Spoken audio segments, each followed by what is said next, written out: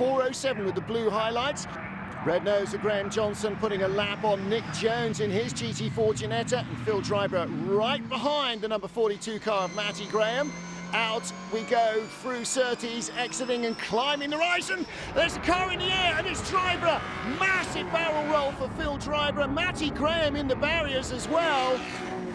And Dryburgh's car in the background as Matty Graham comes to a halt against the barriers.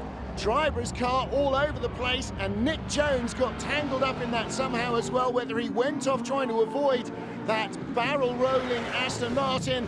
Leader Rick Parfitt Jr. flashing the headlights, goes through a sea of debris and yellow flags, and that surely is going to bring out a full course yellow. Battle for 7th place, it hasn't got there yet. Mark Farmer ahead of Andrew Howard. Howard up the inside, it's still green here, but it won't be for much longer. He'll see yellow flags any moment. He completes the pass under green, through he goes. But the yellow flags are waving ferociously there. Well, Matty Graham moving in the car. Nick Jones, yes, he's selected a gear. The question is over Phil Dryburgh. There's Graham Johnson, your GT4 leader. Jack Bartholomew, I think, got through there. Full course yellow. That means everybody slows down to 80 kilometers an hour.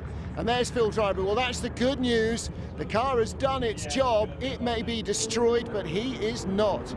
So what happens here? Dryburgh in the middle of these GT4s runs over the back and then lands on the front of the Macmillan Motorsport GT4 car. Matty Graham, a passenger down the barriers, but if Phil Dryburgh ever has a bigger crash than that, more violent crash than that, I'm not sure I want to be around to see it. How much of it can you remember? Talk us through the incident as you saw it. Coming around the left, joining onto the GP track, there was a slow moving. I was racing for a second with the other Beach Dean Aston in front of us, and there was a slow moving Ginetta GT4 as well on the exit of that corner. So as I came to the exit, I then had to tighten the car up again to get past the Ginetta GT4, and as I'd done that, there was a GT3 track come down the inside of me as well. So it was like the slow car, then there was me, then there's the GT3, all trying to get past this car once.